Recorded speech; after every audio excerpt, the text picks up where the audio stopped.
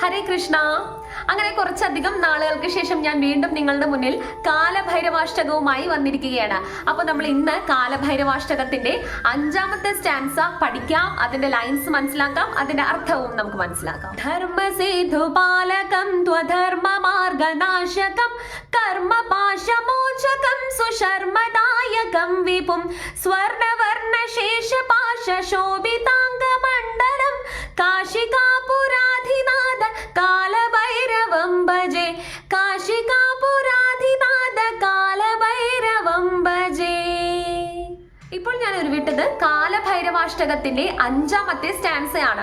ഇതിന്റെ അർത്ഥം ഇങ്ങനെയാകുന്നു: സാക്ഷാൽ കാശി കാലഭൈരവ സ്വാമിയുടെ മുന്നിൽ എന്നും ഞാൻ എന്റെ പ്രണാമം അർപ്പിക്കുന്നു.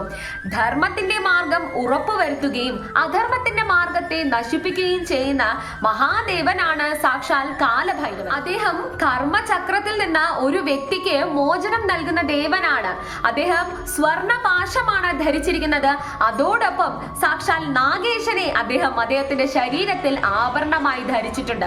സാക്ഷാൽ കാശി കാലഭൈരവ സ്വാമിയുടെ മുന്നിൽ എന്റെ ഭക്തി ഞാൻ സമർപ്പിക്കുന്നു. അദ്ദേഹത്തിന്റെ മുന്നിൽ എന്റെ ശിരസ് ഞാൻ എന്നും അദ്ദേഹത്തിന്റെ മുന്നിൽ സമർപ്പിക്കുന്നു എന്നതാണ് ഈ ഒരു 4 വരിയുടെ അർത്ഥം എന്ന് പറയുന്നത്. ഇത്രയും പറഞ്ഞു നിർത്തുന്നു.